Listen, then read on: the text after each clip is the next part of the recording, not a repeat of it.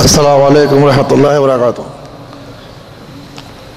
ابھی ہم لوگوں نے ایک پروگرام طے کیا، شیخ صاحب نے ہم نے کہ کم سے کم پروگرام کے بعد 10 منٹ کا 2 سوال یا 3 سوال جو ہیں شیخ صاحب سے کیے جائیں گے۔ آج معاشرے کے اندر رسموں کے نام پر جو ہماری عورتوں پہ بچوں پہ ظلم ہوتا ہے، ان مسائل کو انشاءاللہ پیش کیے جائیں گے، جس کی آج کی پہلی کڑی اور سوال یہ ہے کہ شیخ صاحب نے جیسے بھی بتایا کہ لڑکی والے جو ہیں، لڑکے جو ہیں لڑکیاں ڈھونڈیں اچھی۔ کیا آج ہمارے معاشرے میں یہ بات پائی جاتی ہے لڑکی والے جو ہیں لڑکوں کی تلاش نہیں کرتے ہیں جب تک کہ اپنی لڑکی کا پیغام کہیں سے آنے جاتا ہے، جب تک کہ وہ شادی نہیں کرتے ہیں۔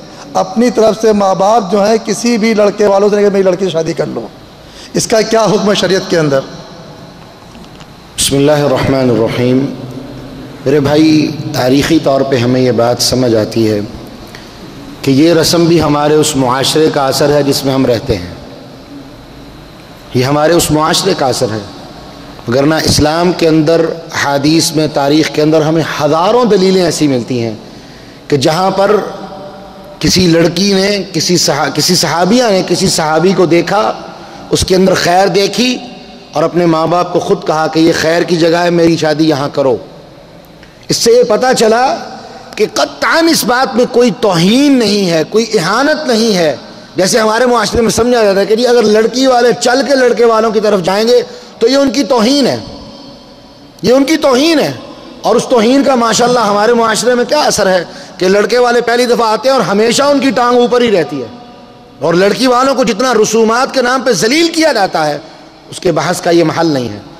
اس لیے میرے بھائی، اسلامی اقدار کو جب ہم فروغ دیں گے تو اس کے اندر قطعاً اس چیز کے اندر کوئی شرم نہیں، کوئی حیا نہیں، اور اسلام نے اچھے رشتے جہاں بھی نظر آئیں ان کے بارے میں یہی حکم دیا کہ انکحوا، نکاح کرو، اپنی بیٹیوں کے نکاح کرو، اپنے بیٹوں کے نکاح کرو۔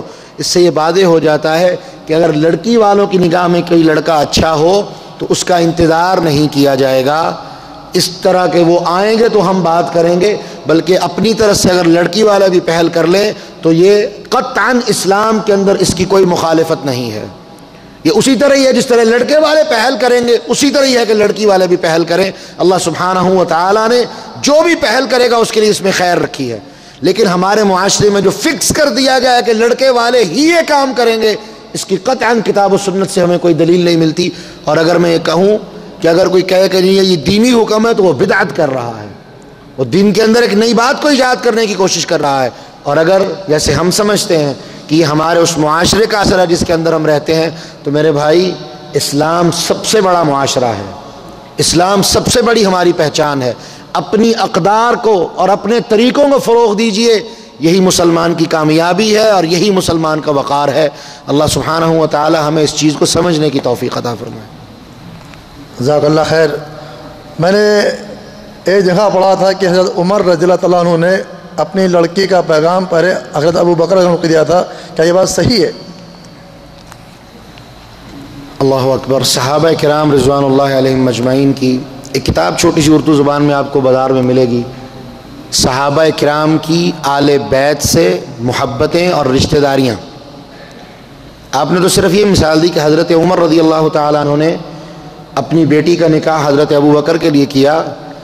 اگر آپ تاریخ پڑھیں تو یہ بات بھی ملتی ہے کہ حضرت علی رضی اللہ تعالیٰ عنہ کی بھی ایک بیٹی فاطمہ تھی، یا غالباً ان کا نام کچھ اور تھا، ان کا نکاح حضرت عمر رضی اللہ تعالیٰ عنہ سے ہوا تھا، اور حضرت علی خود ان کا پیغام نکاح حضرت عمر کے پاس لے کے گئے تھے۔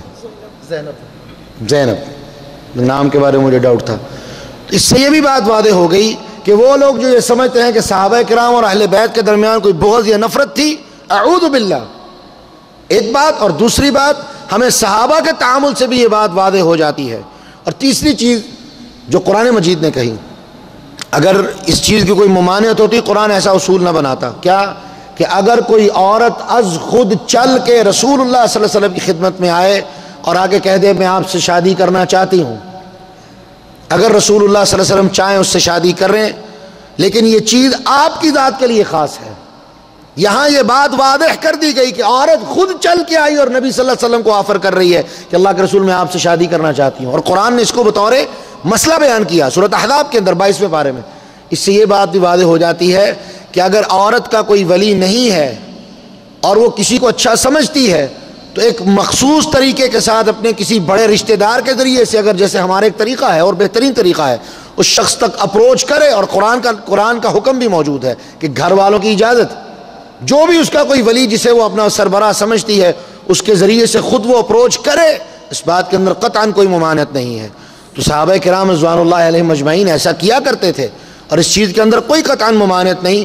دوسری بات جو اسی ضمن کے جو ہم نے ایک موضوع شروع میں اشارہ کیا، ایک حدیث میں نے رات ہی پڑھی اور بڑی ہی واضح روایت، 4 سے زیادہ صحابہ سے روایت کرتے ہیں کہ یاد رکھیے وہ لوگ جو صحابہ کے بارے میں بدتمیزیاں کرتے ہیں، اپنی زبان کو چلاتے ہیں، اللہ کے رسول صلی اللہ علیہ وسلم کا ان کے لیے حکم ہے اذا ذکر اصحابی فامسکوا، جب میرے صحابہ کے بارے میں کوئی ذکر ہو رہا ہو یعنی نیگیٹو سینس میں، تو اپنی زبانوں کو فوراً روک لو. حکم دیا اللہ کے رسول صلی اللہ علیہ وسلم نے. اور کس طرح حکم دیا؟ فرمایا بالکل ایسے ہی اپنی زبانوں کو روک لو جس طرح اگر تمہارے سامنے کوئی تقدیر کے بارے میں اور تقدیر کے انکار کے بارے میں بات کرے تم اپنی زبانوں کو روک لیتے ہو، اسی طرح صحابہ کے بارے میں اگر کوئی بات کرے اپنی زبانوں کو روک لو.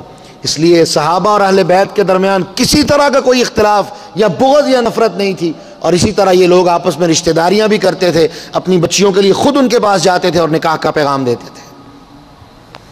ابھی جو آپ نے یہ بتایا ہے کہ لڑکی خود کہہ سکتی ہے، لیکن میں نے جو پڑھا تھا کہ طلاق شدہ بیوہ اپنا پیغام خود دیکھ سکتی ہے.